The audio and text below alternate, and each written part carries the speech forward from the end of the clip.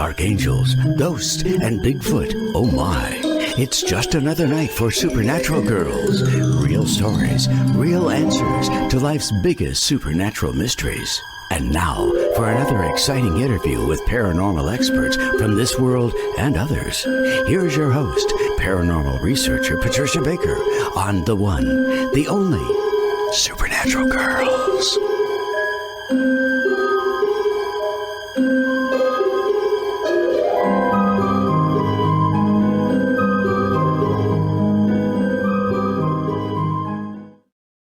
Welcome, everyone, to another exciting episode of Supernatural Girls. I'm your host, Patricia Baker, and I'm here with my co-host, the beautiful Patricia Kirkman, Miss PK. And again, I don't have my background. It wouldn't come up. I'm just going to have to give you demerits. Well, that and Mercury retrograde, I'm telling you. No, it's not Mercury retrograde. How could you say that? It started on the 9th, does not end until the 29th. Oh, good Lord. So, folks, be careful of phone calls, letters, misrepresentation being made to you. Everything's a little screwy, to say the least. And the fact that it is a 2-month, everybody's overly sensitive, don't know where we fit, what's going on, anything to do with partnerships, relationships are a little dicey simply because nobody understands what the other one's saying or doing. Confusion. So be careful of what you write. Double check everything. Be careful on phones, etc. Anything to do with communication and or electronics, let's put it that way. So that means your computer, your typewriters, your phones, etc. Hide them all. And it won't be over till the 29th. So that's a long haul for this. Is it longer than usual? Well, kind of. Yeah, it depends on what.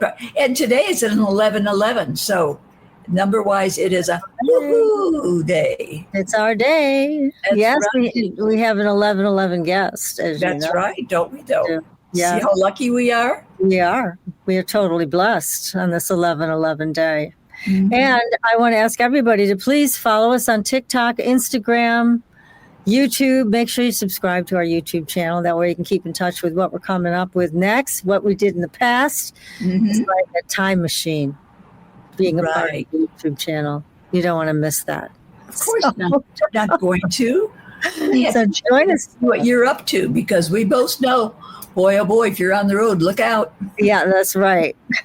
This is all true. Uh-huh.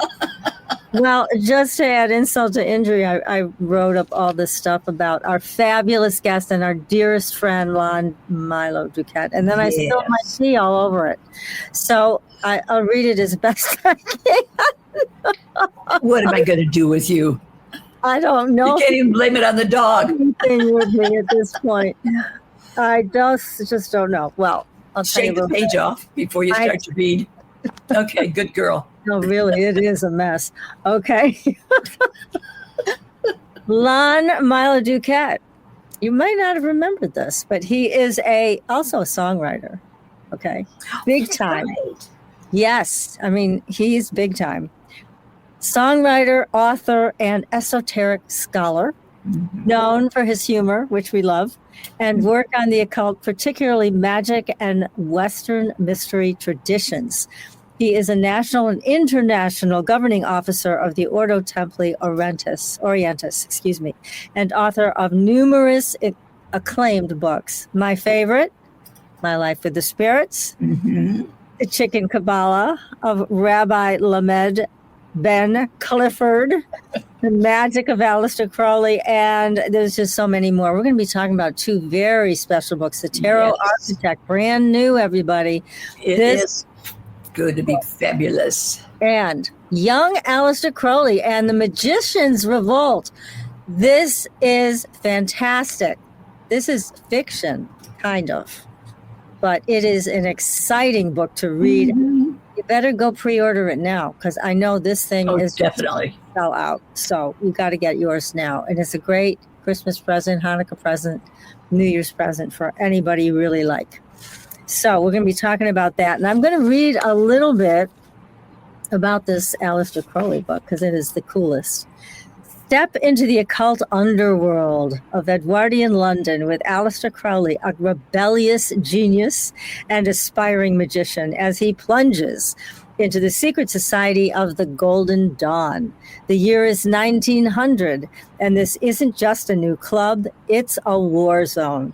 Crowley, a world-class mountaineer and acclaimed poet, unwittingly arrives amidst a power struggle as formidable magicians revolt against their leaders, MacGregor Mathers and his wife, Moina, I believe it said, Mathers. Empowered by an ancient Arabic grimoire, the Mathers claimed contact with secret masters, but now their influence is waning. As historical figures like William Butler Yeats and Bram Stoker populate the ranks, Crowley finds himself caught in a magical crossfire. His naive pursuit of enlightenment accidentally enlights an all-out wizard war with magical attacks recoiling upon his... And I can't get to the next page because it's stuck together. Isn't that sad? Okay, here we go. Adversaries. Yet aided by unseen forces, Crowley uncovers the interdimensional secrets of the ancient book, unleashing its power himself. This epic adventure culminates in a climactic magical showdown where Crowley's self-realization becomes his ultimate weapon. Between the darkness and the light stands Aleister Crowley. Now, if you don't go out and pre-order this book right now, I just don't know what to tell you. This is a great book. And we're going to welcome the author, one of them right now. Hello, Lon. Hello, darling. Hello. That sounds like a very interesting book. You ought to read it. You're going to enjoy it. And it's going to be a movie. It's under consideration right now by a major producer. I also want to mention that you're a co-author on that, Jim Bratkowsy. Mm-hmm. Both of you guys, amazing writing, amazing. So, and here you are. It has a very long and convoluted history as a piece of literature. But first of all, it's a fiction. Okay, people that are well aware of Crowley's life, from an objective history point of view, are going to go, what?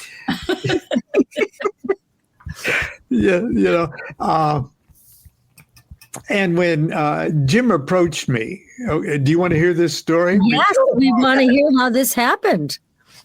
It was like 2007. Okay. Wow. And Jim at the time, I believe, was producing and doing things for Sony Films, I believe, at the time. Mm-hmm. But we were magical friends, too. So he calls me up and he says something to the effect that, if he had a good script for Aleister Crowley, historic fantasy, horror adventure thing, he thinks he could get it produced. Okay. Now you're going to come in on this, Patricia. You're going to come in on this story pretty soon here. And I said, well, I wouldn't even know how to type it. I can't write I never wrote a screenplay. He says, look, I'll buy you this final draft. Okay, program. Okay. And I'm not very technical, so I wasn't excited about that. He says, no, it's really simple. It's intuitive. You almost, it says all you need to do is think and add words. Sounds simple. And the program, Final Draft, is pretty much like that. Have you ever? I have it, yes. Yeah, it is. Yeah. In like 30 minutes, you're already doing it, and it formats it and everything else. And so I've never written like that before. Mm-hmm. I usually My stream of consciousness is scary. So you don't want to plug that into the typewriter.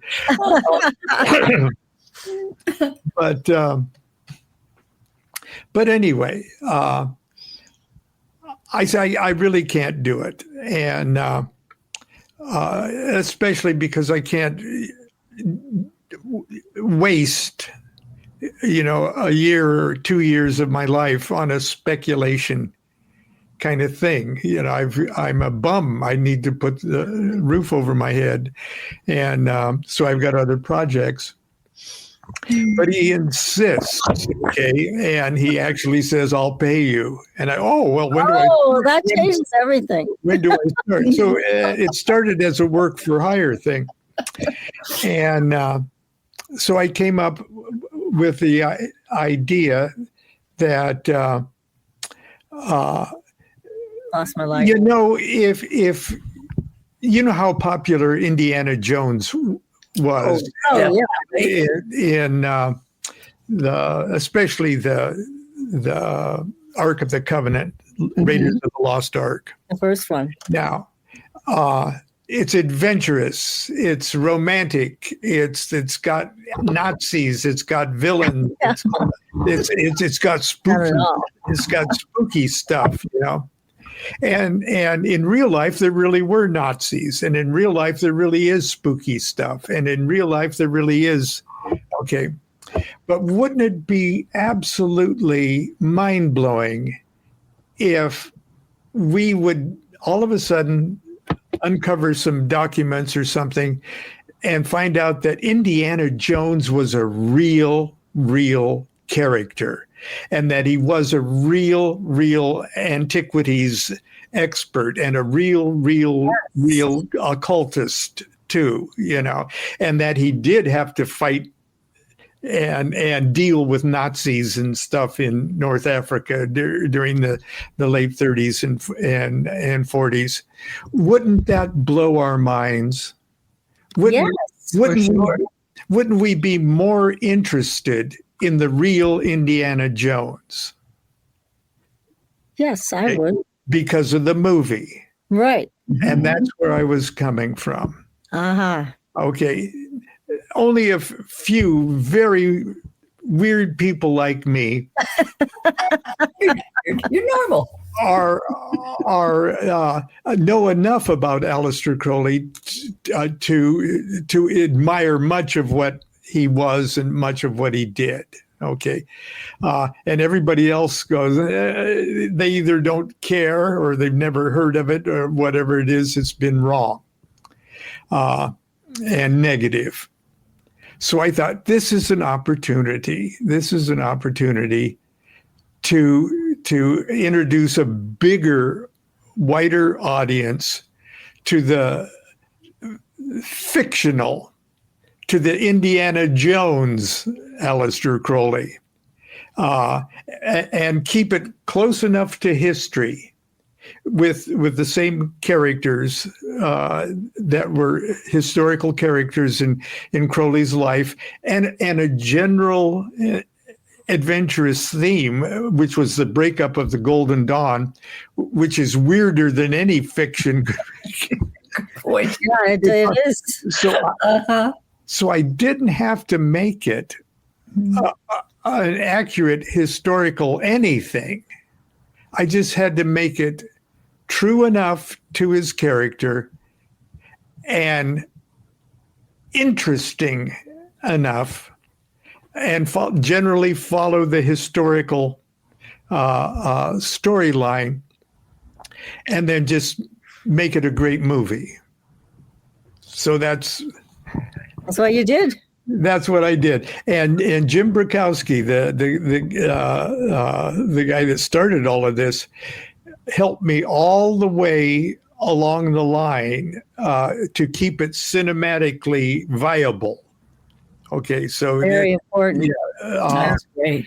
Because he's the expert of the theatrics of it. Okay, and so we came up with what I thought was a very good script. and that's where Patricia came in. Yes, I did. And it wasn't long, as I recall, because this is we were so young, Patricia. What did we know? We were so young. Listen. Our salad days.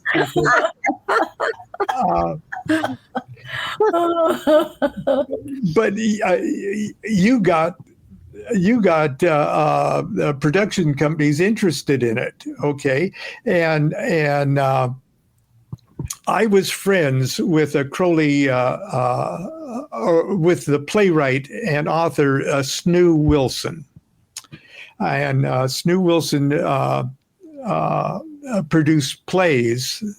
He's an Englishman. Wrote plays. One of them dealt with Aleister Crowley. Okay, and he was friends with Alan Rickman. Okay, Love Alan Rickman. Oh my God! Yeah, great actor. We got Alan Rickman. Well, I went to London for my book stuff. Okay, and I met with Snoo Wilson for lunch, and he read it. Okay.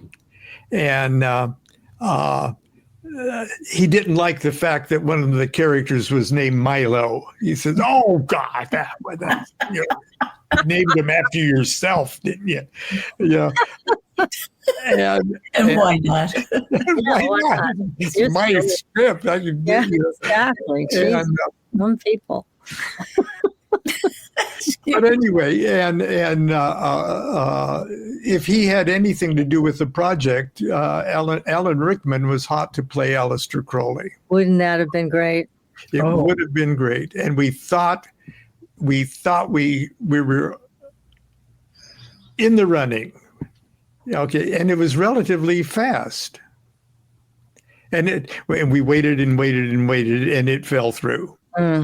Like every movie project I've ever been involved with, it's the nature of the beast sometimes. Yeah. And so about 10 years pass. That's not unusual. I just say it. It's not only on the back burner. Patricia went on to other things, and I wrote a couple of books, and I get a call from Jim again, and he has a Canadian film group that's excited about it. But they were part of the UK Film Council. Correct me if I'm telling this story wrong, Patricia. No, not at all. Yeah, this is what happened. And the UK Film Council at the time, for projects that are exclusively British, production company, scriptwriters even, if the whole thing is a British project or UK project, they get half of the funding. Oh, that was the deal. That was the deal at the time. So Jim said, but I'm not British. Jim's not British. He says, and I said, well, shoot, I'll change my citizenship. Just get the half of the funding. Especially if Alan Rickman's involved. Shoot, I'll marry the guy. Okay. And he's that won't work, and I wasn't really going to do that. But he said, but they can hire a for-hire script writer who can adapt it from a novel. And so all you have to do is turn our screenplay into a novel. Okay. And they can pay the points to the authors of the novel that would otherwise go to the scriptwriter, who in this case would be just paid up front. Right. So all I had to do is turn the script into a novel. Just like And that. yeah, and so I did that. And it was pretty good, but it was rough. Okay, but it was just enough for us to register it in the Library of Congress and get an ISBN number and stuff like that. So we just self-published it, so it'll be a real novel. And we didn't really distribute it or Marketed or anything. yeah. Amazing. And so that took a little time to do that. Okay. Yes, it did. But we did it, and then we waited and waited and waited and waited, and nothing came of it. Okay, so it started in 2007, and but then again, 7 years later, past that or 10, we get a call from Patricia, and something else is going on. And she's got something else happening. I don't know how much we should. Well, I can share a little bit if you want me to. But yes. the best things that happened, I think, for you both as authors, because you, Lon, are an amazing author, written so many books that are all great. And we were able to knock on the door of Red Wheel Weiser again. And at the time, they were not doing fiction. Right. But they love you so very much. And they loved the book so much that they started a whole fiction department. Mm-hmm. This book is the launch of that. Right. How important they feel this book is. So everybody pre-order it, please. I'm telling you, you won't be sorry. This is a great book. So it gave you a presence. And that book is actually, again, it's pre-order. It's coming out in June of next. Yeah, right. So you have to wait a little bit, but it's worth it. So anyways. And it's much more expanded and different because we're working on another kind of film project idea. Uh-huh. Which fleshed out the novel. That's very novel. And just so you know, because I don't think I've shared this with you, Lon, I talk to a lot of people at Red Wheel like you do, and every one of them that has read that book writes me a note and says, I love this book. I can't wait to see the movie. That's what they say about it. So anyways, I can't wait to see the movie either. But this is why we need to manifest this. Mm-hmm. And spiritual manifestation. Now you have this other great book that just came out. And if we're done, are we done with this story? Because I didn't mean to cut you off. Oh no, that's it. Yes. I want to talk about the tarot book, which is such a beautiful, beautiful book that was produced just this year. And it's all about how to create. You explain it, please. It's called The Tarot Architect, how to become the master builder of your spiritual temple. And that sounds corny and overstated and everything else. I like it. Leo, I would like it. But it isn't. It's an understatement, actually. The tarot, or at least the Hermetic tarot as understood by mystics over the last now about 200 years, is based on the marvelous cosmic science of the Hebrew Kabbalah, and the trumps. It's like two different sets of cards within a complete tarot deck. One set is the ones we're all familiar with, the magician and the devil and the Pope and stuff like that. That's based on the Hebrew alphabet. shut that off. I knew you didn't. I thought it was shut off. Sorry about that. Oh, I was going to let me get it. I wish you had. Oh, I turned it back out when I called you. That's why I forgot. just one example here. Okay, just one example is there's 22 letters of the Hebrew alphabet. Right. And creation, existence itself, according to the Kabbalah, existence itself was created by the Hebrew alphabet, those 22 letters. And the beginning of that, the beginning of the Hebrew letters and the end of the Hebrew letters represent zeros. Okay, just like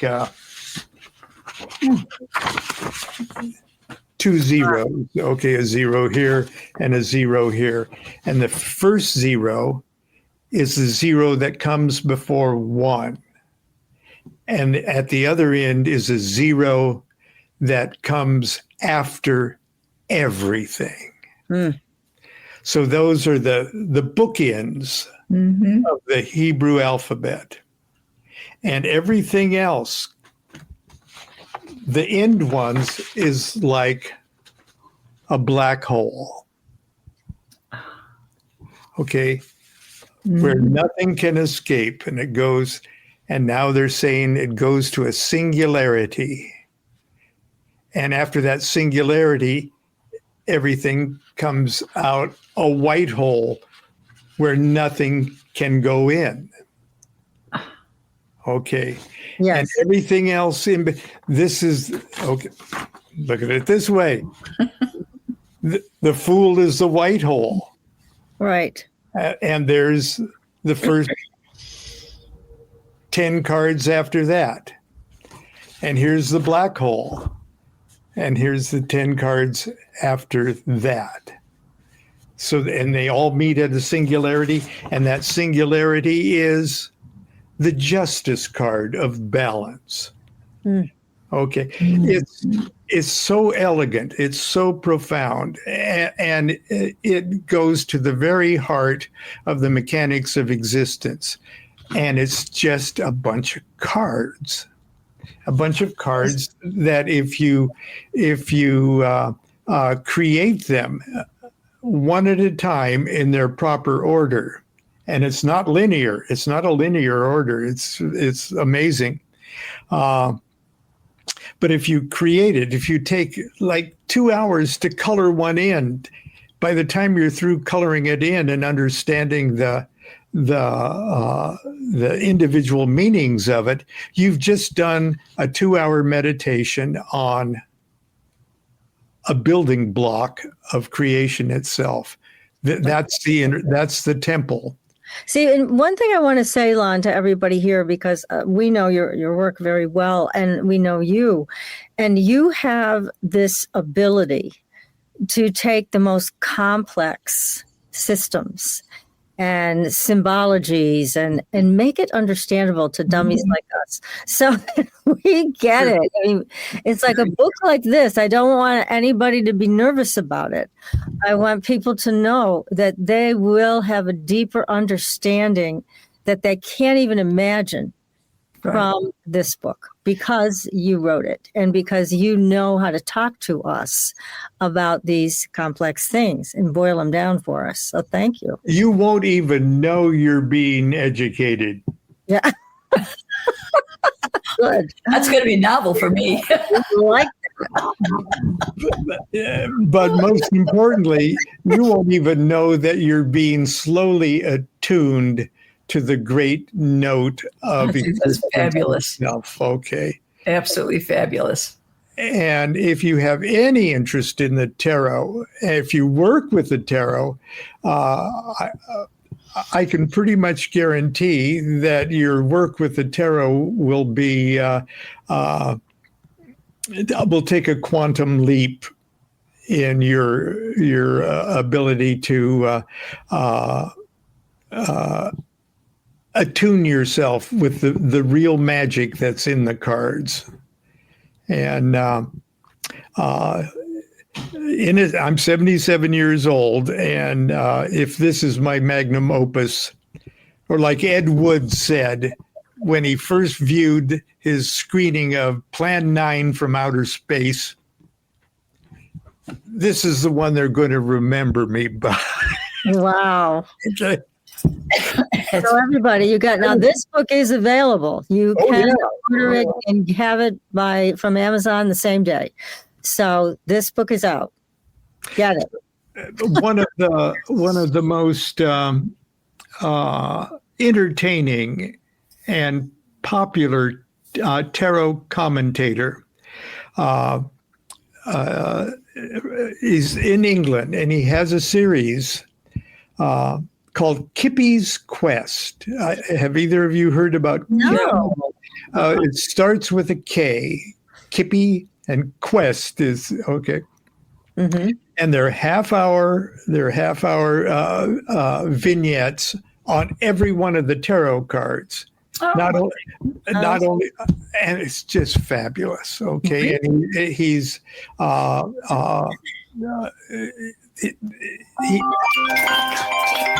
did it?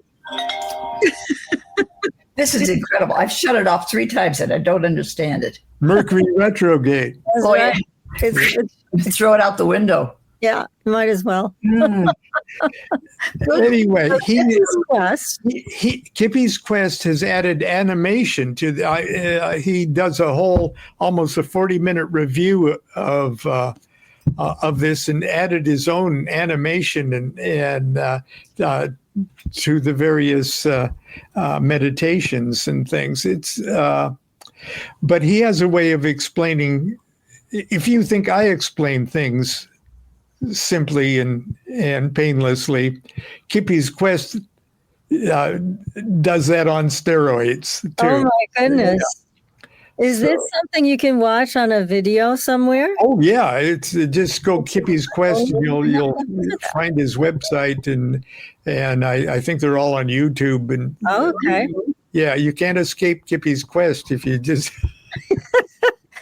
I'm going to go find it. But basically, I want people to get the message about your book that, when people like you write books, it's more than just imparting knowledge. It's also giving people a chance to heal and to master things that they could never master on their own. So you are presenting a real healing frequency with this book and allow people to understand something, again, that's very profound, very empowering.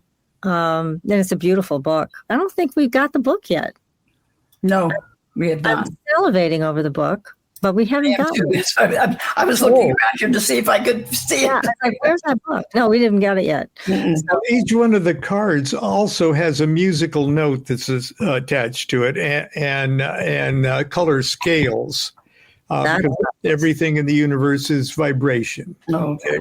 Fabulous. And there's a set of meditations. I encourage you to have a pitch pipe. Okay. Oh. A pitch pipe doesn't come with the book. I'm sorry. That's Lon. But if you got a pitch pipe or just go to your phone and type B flat. Yeah. Okay. We got it. Because if you chant the Hebrew letter with the correct note that goes with the tarot card, and you sit down after your meditation, after you've created your card or done what you're going to do, because there's like 4 cards that create time and space. Okay, there's 4 cards. There's a center card, which is that universe card, and then there's a card for up and down, and there's a card for front and back, and there's a card for right and left, and those create a cube. Okay. And so chanting those vowel sounds, chanting the correct lettering as you're picturing that point in you, and you do the first letter going up, which is a Fool card, and you're chanting it. And if you chant loud enough that your neighbors don't turn you in,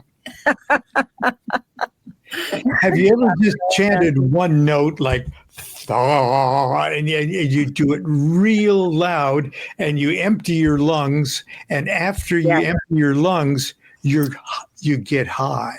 Yes. Okay. And it's almost like the highness surrounds your head for a little while. That's the vibration of that card. That you take back into yourself. And if you do all three of those, front, up, down, right, left, front, back, do all three of those, one right after another, as you're picturing yourself creating space itself. And it's easy because you've worked on those little cards enough. You know their colors. You know their meanings. You know their images. You know that that's the Fool, and you know that that's the Hanged Man, and you know that that's the Judgment card. Okay, and you know this is red as I'm doing the Shah, and this is blue as you're doing. Excuse me, I'm getting carried away here. Well, we like that because we want to be carried away for us with these cards and with your book. And this is the way to do it. It's wonderful. So you have sound integrated with it. You have the Hebrew letters integrated. Color, vibration. Fabulous. And the image of the cards. You got it all. Now, can people use tarot cards for manifestation? I mean, as you come to develop relationships with these cards and you know them intimately, can you use them to bring yourself to another dimension of your own creativity or something that you want to have happen in your life that's positive?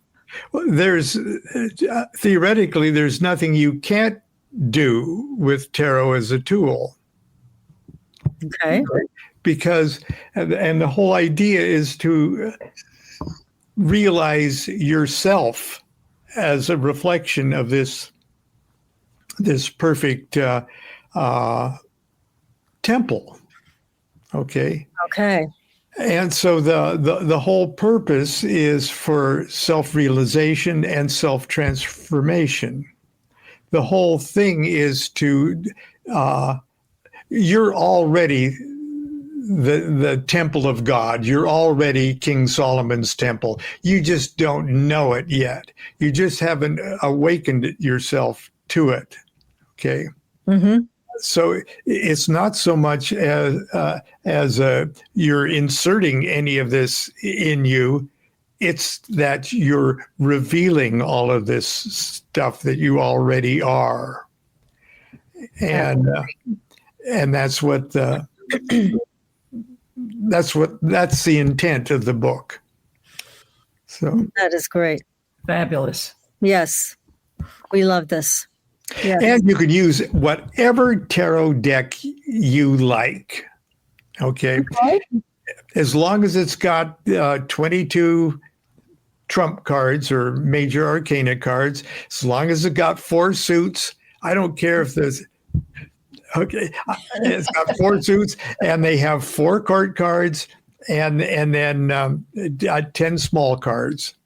It can be the Alice in Wonderland deck. It can be the Halloween deck. There are a few out there these days. It could be the Bonanza deck with Hoss and Little Joe. You know. Oh, how cute! Could be the Resident Alien deck. Oh God, I could. Yes. Oh yeah. We all love that show. It is so sweet. It's a sweet show. It really is. Yeah. So well acted too. It's incredible. But yes, so there's so much to be learned, experienced.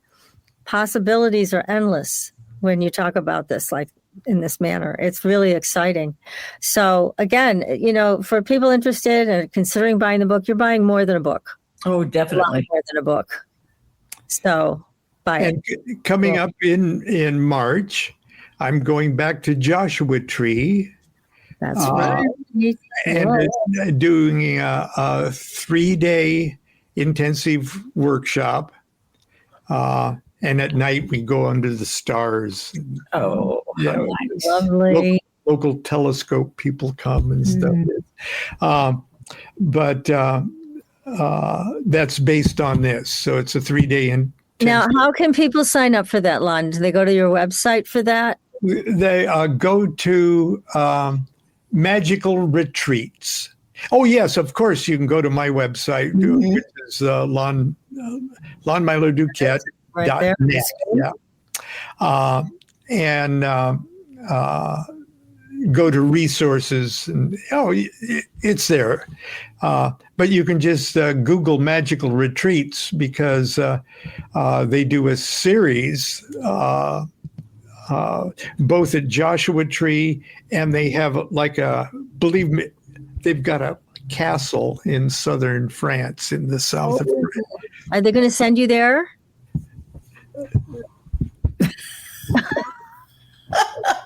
Well, they should. One can only hope. Oh, Well, they better. go. Yes. But Joshua Tree, I have mystical history in Joshua Tree, so it's a wonderful thing for me to. There you go, vision. Look at that. That's gorgeous. Beautiful. Yeah, so I did an Enochian class there. One of my favorites. Yes. Yeah, and that went really well, and we really had a time. Now, how about people who can't travel there? Is it going to be available to be streamed, or can they purchase the It video? it won't be streamed live, but hopefully it will be videotaped and sent out as a. There it is, right there.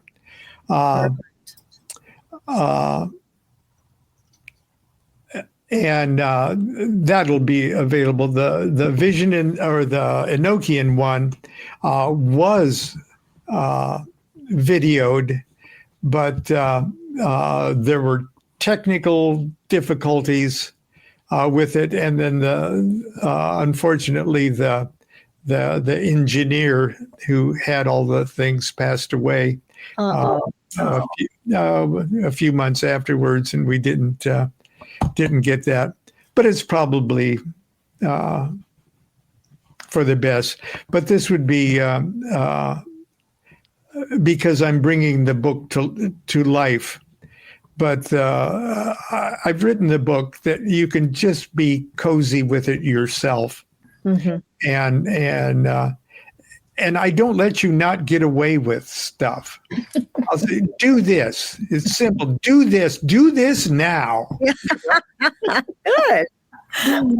And people are already making their own tarot decks and posting it. So yeah, I think if you go to the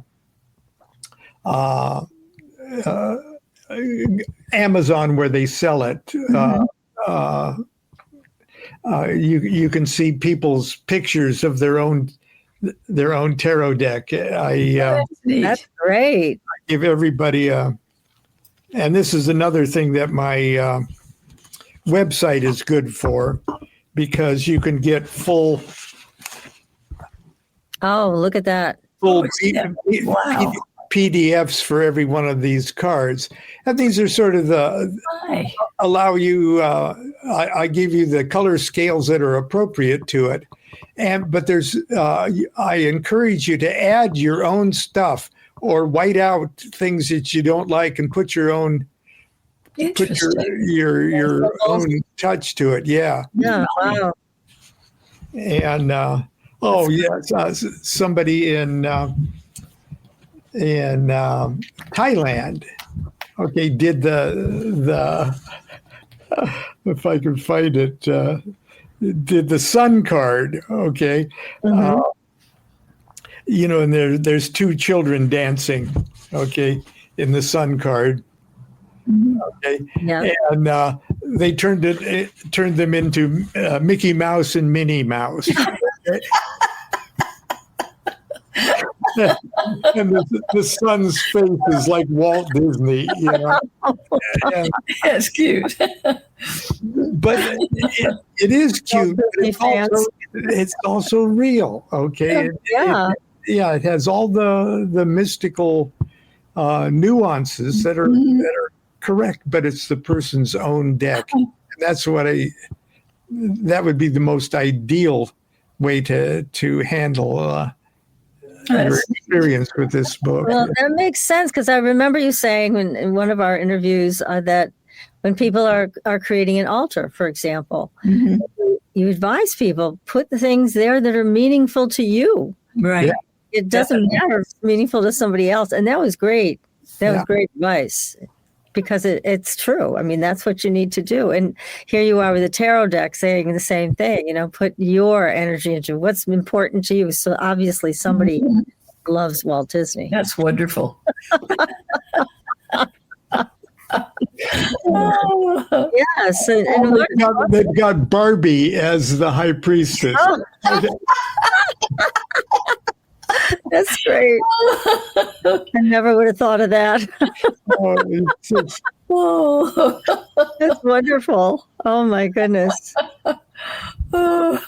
This is great. I mean, it's so fun to talk to you about these things, and they're all so appropriate for this time and our evolution. You know, well, we need it. I'm not to change the subject, but this 3-eye atlas thing flying around us here what is that thing? Is fascinating to me. I did a tarot spread, a mini tarot spread on my morning show about it, which had some you'll have to look it up on YouTube. But it is very interesting, and anything to do with the sun affects us. It's a consciousness thing. The universe is consciousness. Okay. And when there's aberrations in at least what we can sense going on around us, especially something as big as the gravitational reality of the sun, we're dealing with our own consciousness too. And part of another thing with this Mercury retrograde thing is that we're experiencing a huge, humongous solar flare. It's hitting us even as we speak. Definitely. And if it is powerful enough to make the lights flicker, if it's powerful enough to give us the beautiful aurora that we see, if it's powerful enough to knock out grids, if it's powerful enough to screw with our computers and such, then it's powerful enough to screw with our own consciousness and our own nervous system. Right. And when you mentioned, communications are screwed up and people misunderstand what you're saying, and you're on edge and things like that. That would be symptoms of the frequency level that we're just swimming around in. So we want to watch your morning show about this, but can you give us the short version? What is this thing? Well, it didn't say what it is. Okay. It didn't say what it is.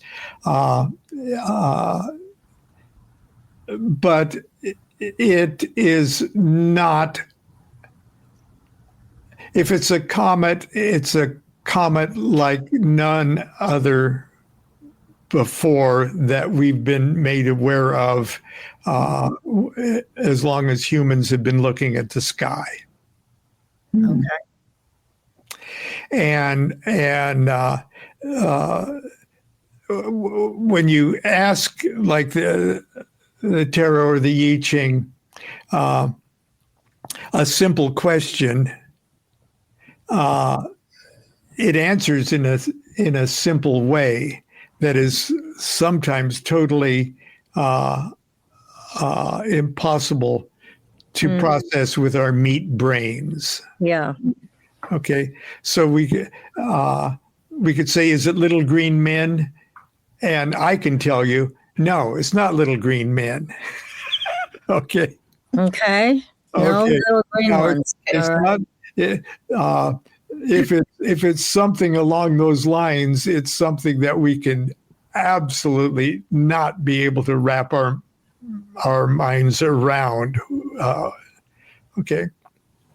The thing that's fascinating me the most is what appears to be the fact. You know what warp drive is? Of course, we watch Star Trek. Yeah. Dead giveaway. Yeah.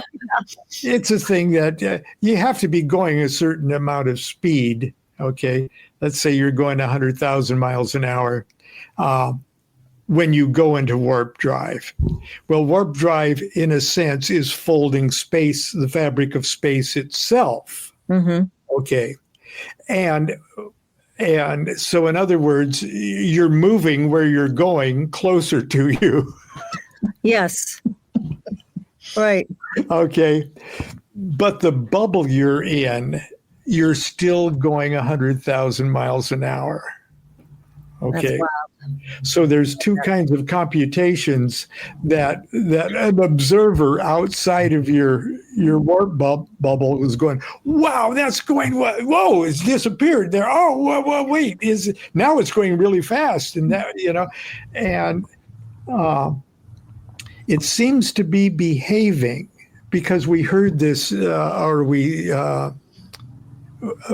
sense this giant sort of signal coming from exactly the place that it would eventually look like it's coming from, that is consistent with something powering down out of warp speed. Oh. Okay. And into Very, very cool. Yeah, and into the fabric of space that we're used to. But from our point of view, it looks like, oh, there was this big flash or this big thing. And then all of a sudden, this appears. And it's from the same place that the signal came from. Okay. And I can't go to the grocery store and figure out, bulk tea. It's complicated. Yeah, but Laird Scranton is a physicist and a good friend of ours, and he knows exactly what would happen theoretically if something was powering down out of warp speed. And so far, it's right there, huh? Right there, yeah. And so the fact that tails are going frontwards and backwards at the same time and that it's shifting and things like that, it's very, very interesting. But I don't think that even if there was evidence of communications trying to be made, because they have received repetitive binary signals. Yeah. Okay. Wow.